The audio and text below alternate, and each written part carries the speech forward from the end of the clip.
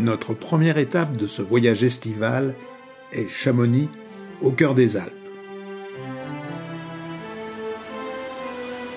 Nous ne sommes pas venus ici depuis 30 ans, et la ville nous paraît bien changée. Les glaciers environnants se sont bien réduits. Le lac des Gaillans est semblable à notre souvenir de 1989. Nous étions cette année-là en route pour la Grèce via l'Italie. Les bancs publics sont toujours à la même place.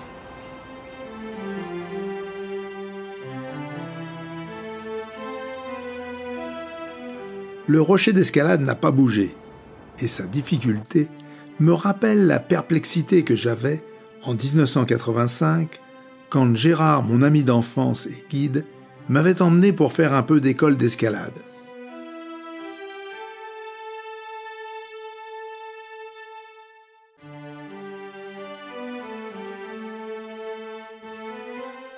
Les fissures et ce petit surplomb qui me posaient problème sont toujours à la même place.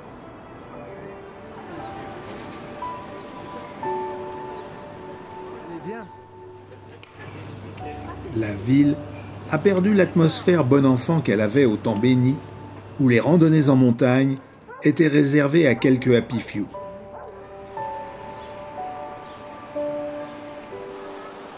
Le tourisme à outrance a modifié l'atmosphère, et nous sommes à l'époque des cadenas qui sont censés sceller un amour de la montagne, amour de la nature, cela n'est pas précisé.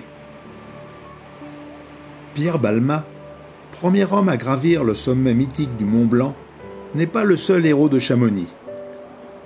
C'est Saussure qui a encouragé cette exploitation de la montagne et qui est à l'origine du développement de la ville.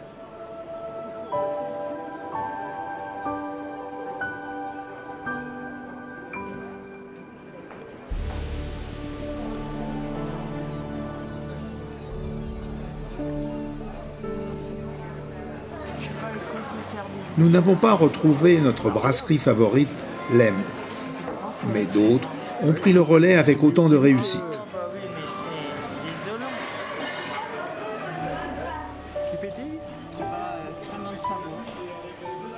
Inauguré en 1965, le tunnel du Mont Blanc donne un accès rapide à la vallée d'Aoste. Il assure la continuité autoroutière entre notre domicile et Vérone, prochaine étape de notre voyage.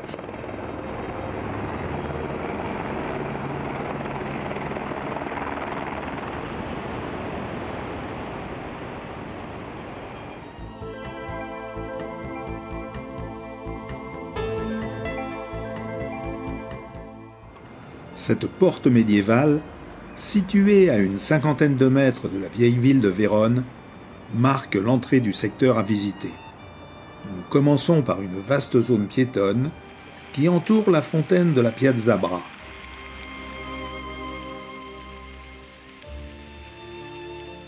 Elle est située devant les arènes, monument le plus spectaculaire de Vérone. Ces arènes furent construites au 1er siècle de notre ère par les empereurs Auguste et Claude. Elles étaient le lieu où les gladiateurs et les bêtes sauvages s'affrontaient.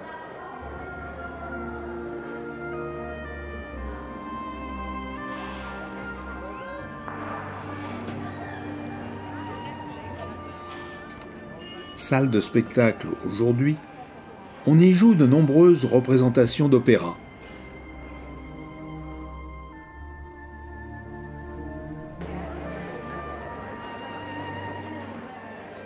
Les rues très commerçantes nous mènent ensuite à la Piazza del Erbe, la place des Herbes, lieu d'un marché pittoresque qui est adossé au palais de la région.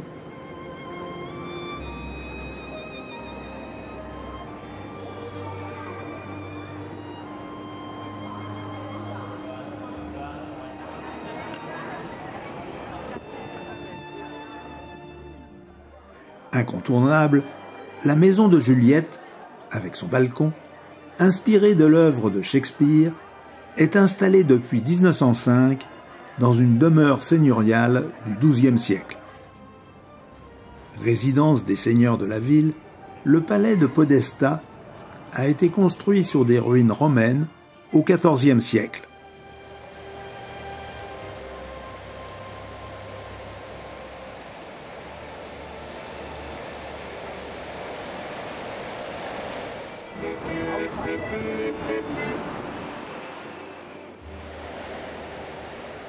Notre hôtel de style impérial, situé à proximité du centre historique, est un bed and breakfast aménagé dans un ancien hôtel particulier.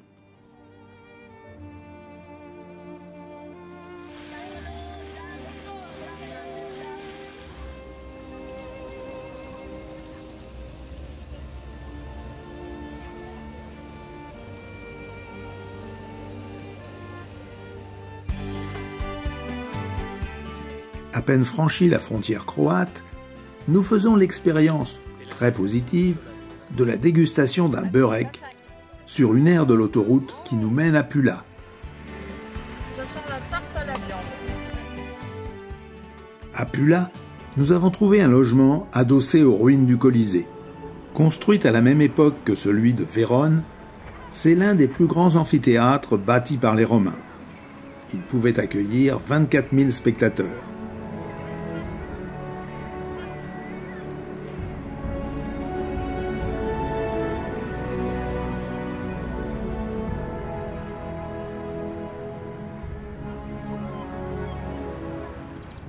Pula est une ville du bord de la mer Adriatique, située à l'extrémité de la péninsule istrienne.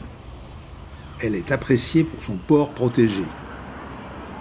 Ce monument a été érigé en mémoire des victimes de la Seconde Guerre mondiale.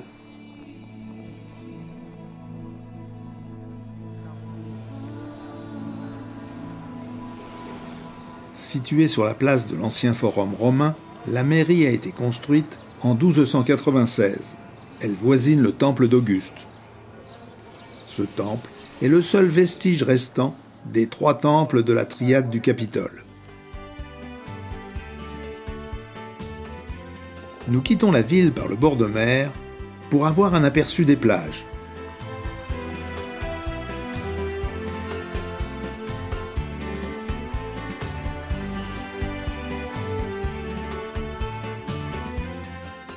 Notre deuxième étape est Plitvice, au cœur du parc national des lacs. Ici, la maison d'hôte de Green Valley offre dans un environnement calme et reposant le gîte et le couvert. Le gîte est confortable et les repas de très bon niveau. Avec gentillesse, le propriétaire ne cessait de nous rappeler « Don't stress ».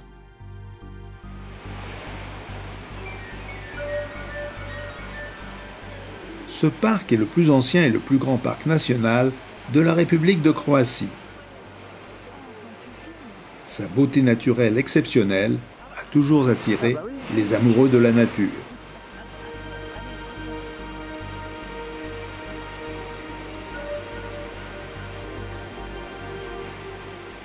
Bien organisé, il offre une variété de circuits pédestres pour tous les publics.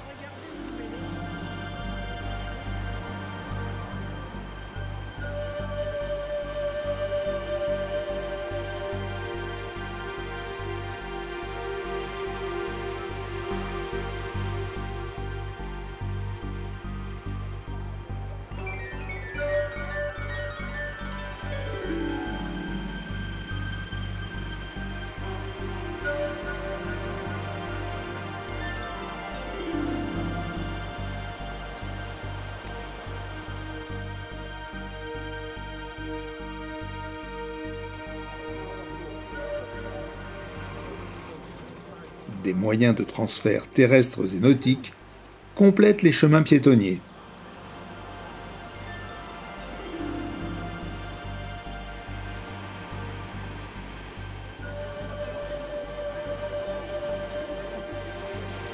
C'est un peu chaud ? Oui.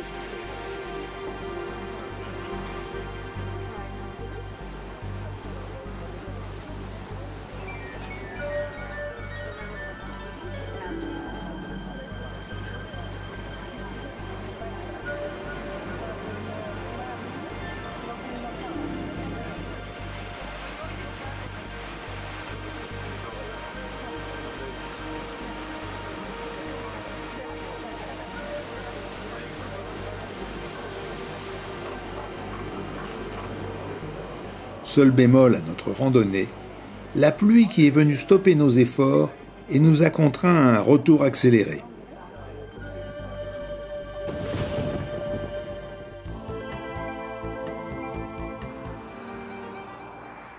Nous quittons Plitvice en direction du sud en empruntant les petites routes de l'intérieur du pays.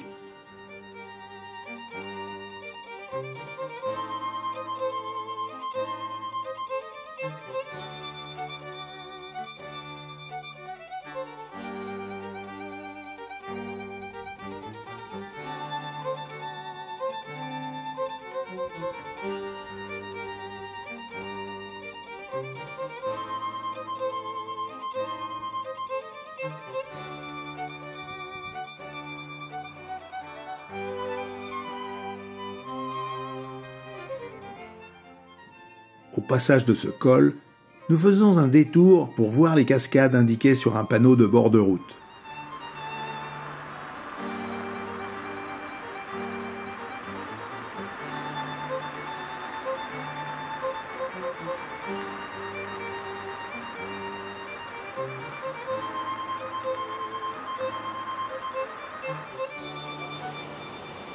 Nous sommes dans les environs d'Obrovac et découvrons cet endroit intéressant où il est possible de se baigner à condition de ne pas craindre l'eau froide.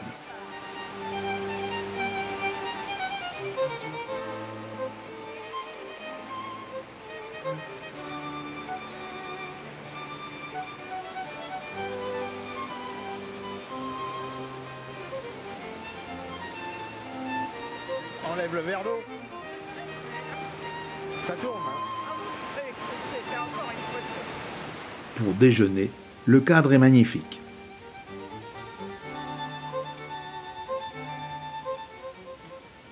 Nous sommes un peu déçus par l'environnement de notre logement à Zadar, situé près de la gare des bus. Aujourd'hui dimanche, il y a beaucoup de monde et peu de parking. Décidés à voir les principaux centres d'intérêt, nous parcourons la ville depuis la place des Gardiens, nous passons ensuite par l'église Saint-Donat et la cathédrale,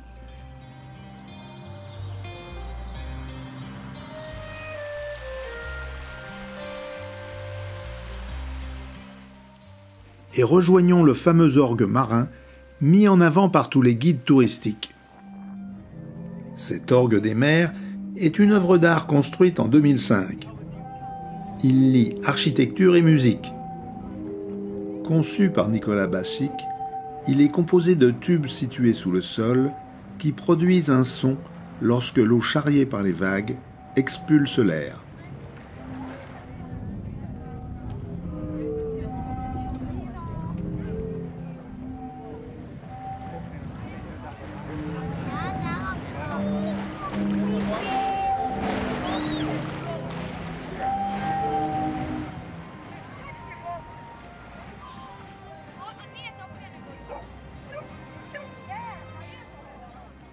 Non loin, une autre curiosité.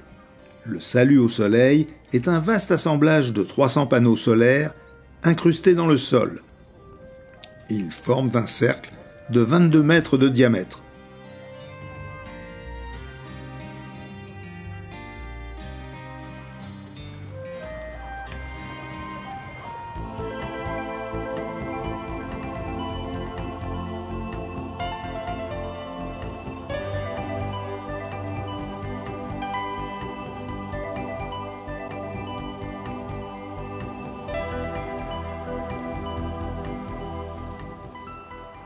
Situé entre Zadar et Split, le parc naturel de Krka est réputé lui aussi pour ses nombreuses chutes d'eau situées en amont du lac formé par la rivière, dont le nom est aussi imprononçable que celui de ce parc. Deux options s'offrent aux visiteurs, le bateau ou la marche à pied. Nous optons pour le bateau.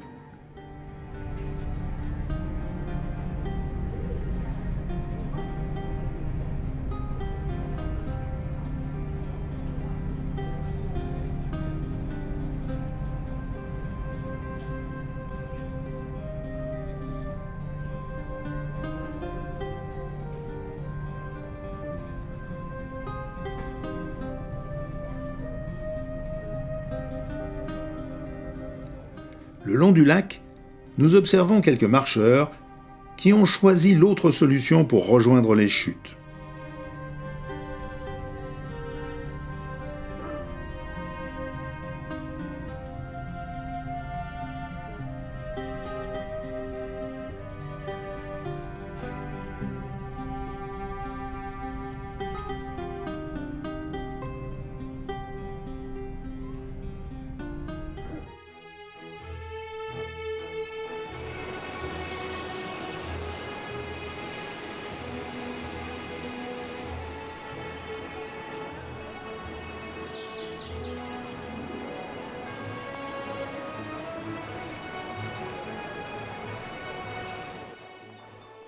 Le jeu de l'eau dans les dénivelés du terrain est toujours renouvelé et attirant.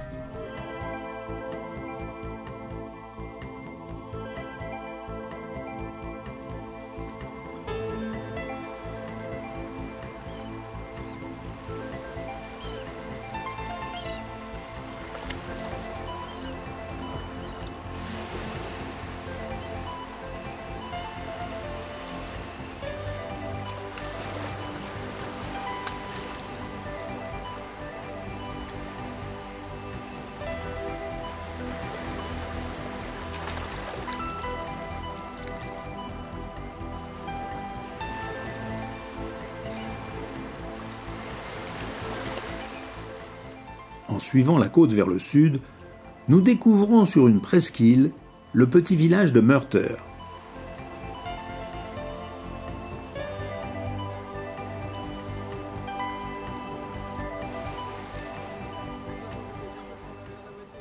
Au-delà de cette démonstration d'intérêt pour les grosses cylindrées et les voitures originales,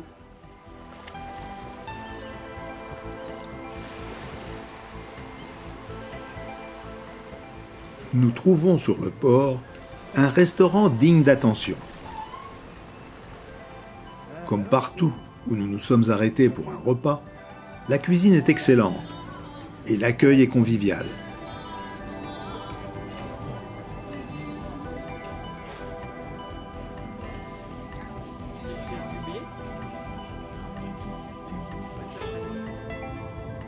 Pour visiter Split, nous avons trouvé un logement à une 50aine de kilomètres plus au sud, à Slimay. Nous choisissons la route de l'intérieur pour rejoindre la maison d'Angelo, maison en véritable pierre, au dire du site de réservation. La maison est typique, difficile d'accès en voiture, confortable et bien aménagée. Seule la dimension réduite de la salle de bain est surprenante.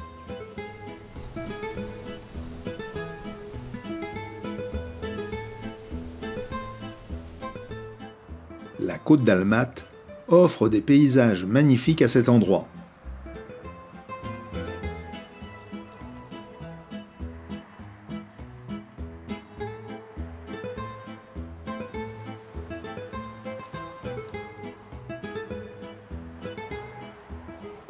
De retour au village, nous explorons les routes environnantes, mais les croisements demandent une certaine anticipation.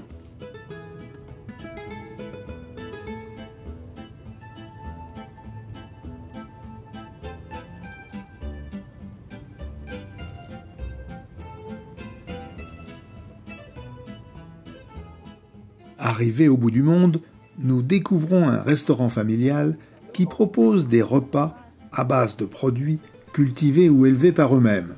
Vin, pain, huile, cochon, poulet. Nous choisissons un plat typique, cuit sur la braise. Et nous sommes invités à venir voir le lieu de cette préparation.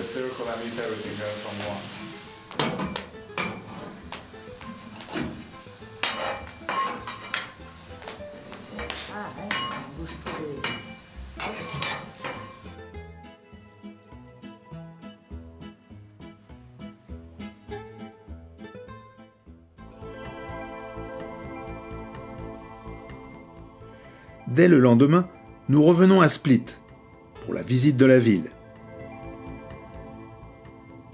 Split est la deuxième ville de Croatie par le nombre de ses habitants.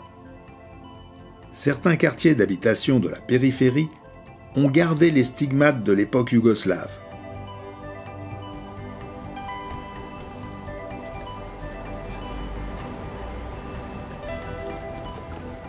Le port est animé par le mouvement des nombreux bateaux de croisière qui font escale chaque jour. Ces escales conduisent naturellement les touristes sur le site de l'ancienne ville romaine.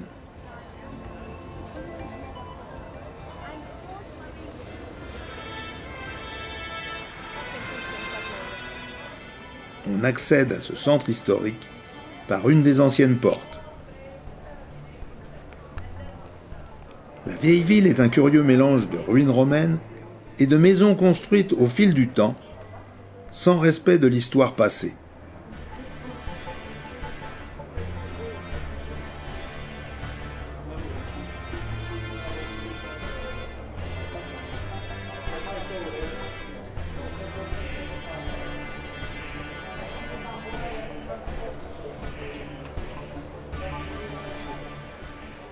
La cathédrale Saint-Domnius est une cathédrale catholique dédiée à Saint Domnion.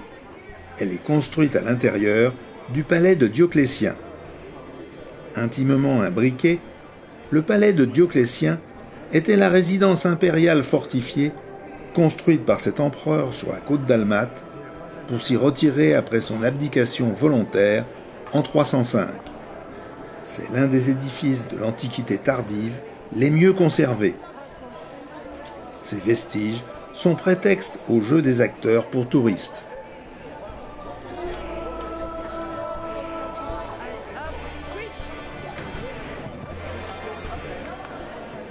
La cathédrale est surmontée par un clocher roman ajouté entre les XIIIe et XVIe siècles. On accède à l'édifice par deux portes monumentales opposées. C'est l'ancien mausolée de Dioclétien où il fut inhumé en l'an 311. Il a entièrement conservé sa construction octogonale d'origine et est entouré de 24 colonnes.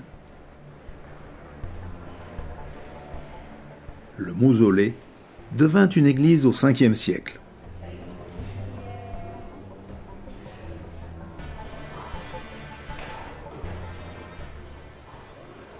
La crypte est aujourd'hui un lieu pour les marchands du temple.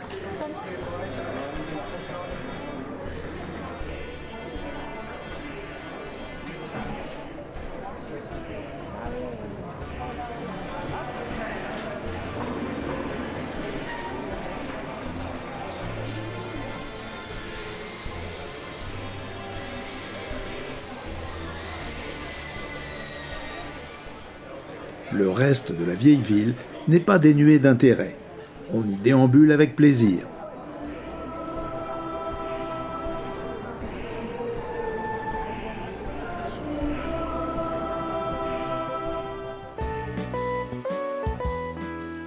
De retour à Slimé, nous découvrons la nature environnante.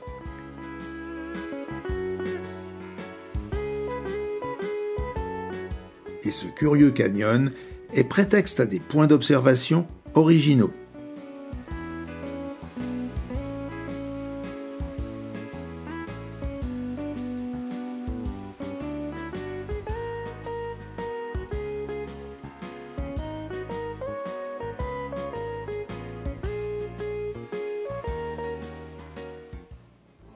Nous sommes au plus près du point le plus austral de notre voyage. Et la météo n'est plus très clémente.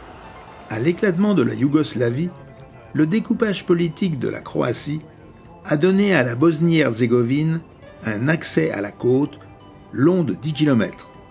Cette situation a conduit les Croates à construire de magnifiques ouvrages pour assurer la continuité de la route nord-sud en passant par une île très proche de la côte.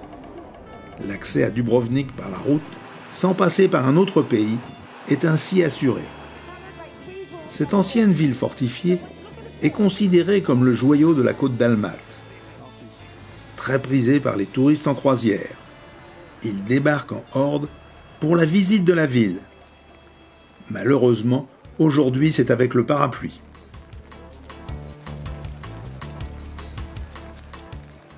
Nous passons rapidement près de la fontaine d'Onofrio, fontaine circulaire d'eau douce, érigée en 1438, elle est ornée de masques en pierre sculptés. Située en face, l'église Saint-Sauveur nous offre un abri temporaire.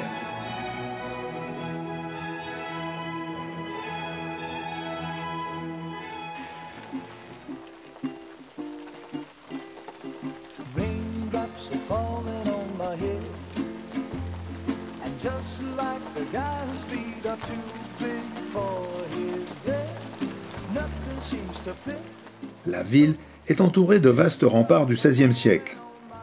Elle est parcourue par un maillage de rues perpendiculaires qui suivent le relief du rocher.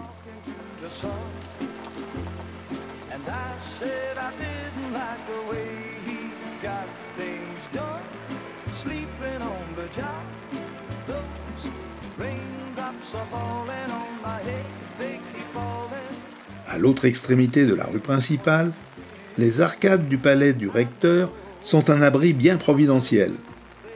En face, l'église Saint-Blaise évacue bruyamment le trop-plein de ses gouttières par ses 2 gargouilles sous-dimensionnées.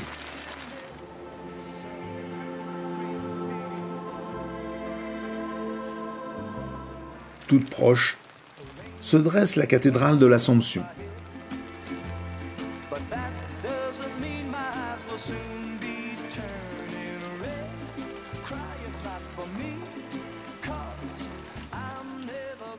Un rapide coup d'œil vers le port et nous nous empressons de retourner nous abriter. Ce n'est vraiment pas la journée des bonnes affaires pour les restaurants et les boutiques de souvenirs. Notre séjour se termine avec un détour par la capitale Zagreb. Un très bel et vaste appartement nous y attendait, non loin du centre-ville.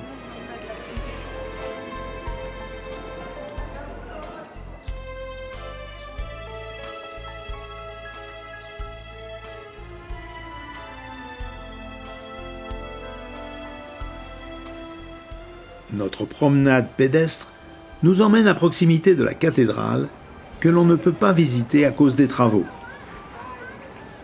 Il en est de même pour la plupart des édifices et monuments publics. Ces rénovations font suite aux 2 séismes qui ont touché la capitale en décembre 2020. Ce bien joli toit coiffe une église elle aussi fermée à proximité du marché d'Olac. Ce marché, où l'on trouve principalement des légumes et des produits frais, est ouvert et fréquenté toute la journée. Il marque la limite entre les villes hautes et basses.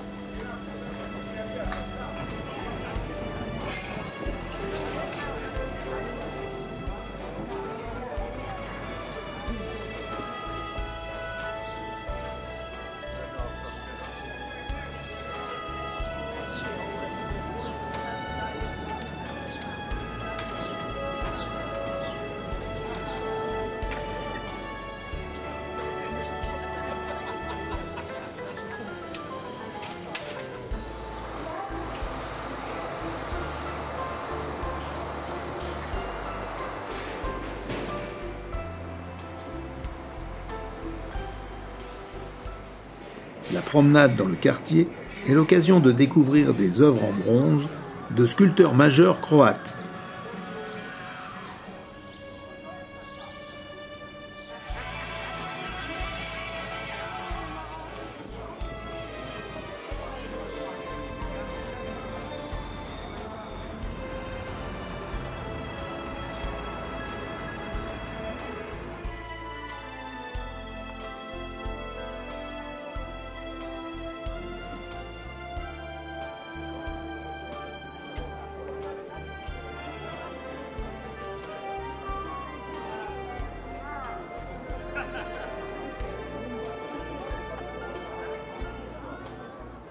le marché aux fleurs prolonge le marché d'Aulac vers la ville basse. Il débouche sur la place Gélassic, lieu d'un balai incessant des tramways.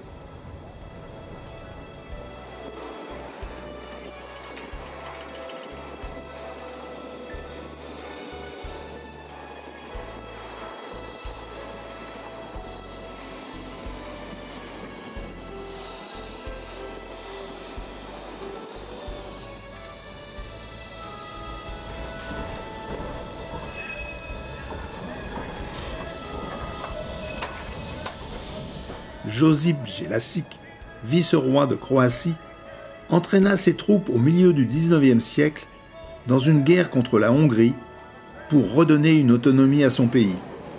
Sa statue équestre fut enlevée par Tito, puis remise en place en 1991.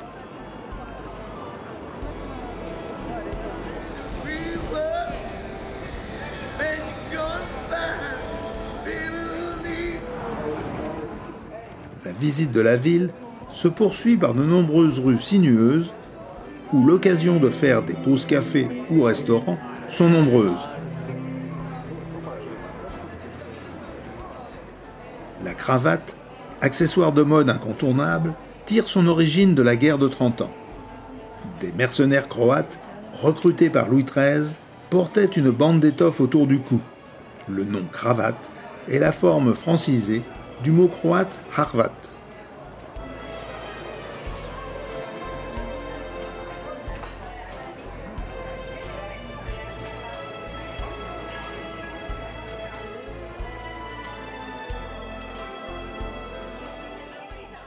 À Zagreb, les parcs et les espaces verts sont nombreux et la nature est proche.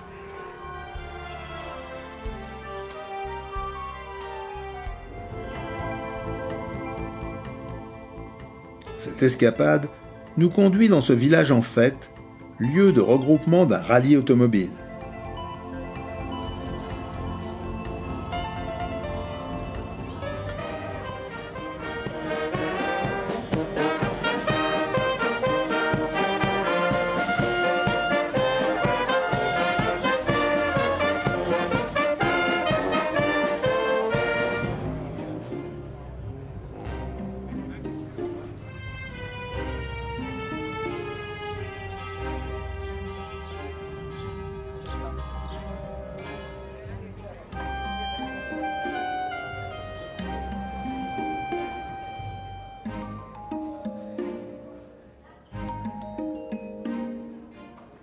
À la recherche de la route des vins, nous serons autorisés à emprunter le parcours de la course, avec la recommandation « Faites vite ».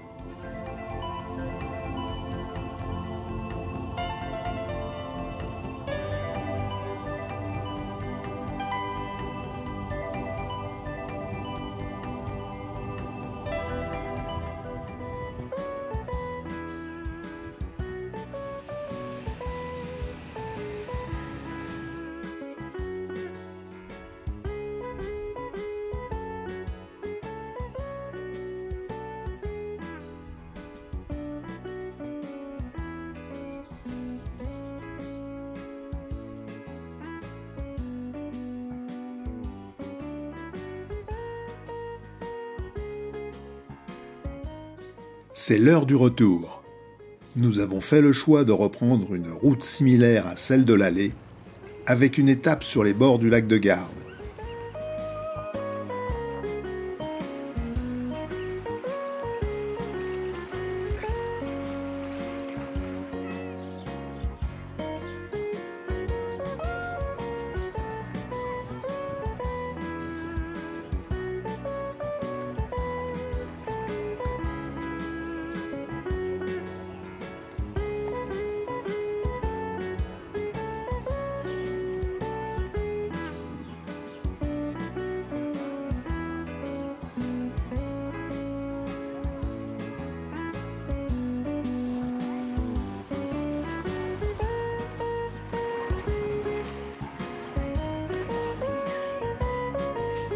€95. Le verre ou la bouteille? Là, je vois... C'est l'occasion de goûter pizza et pâtes avant de quitter l'Italie. Oui.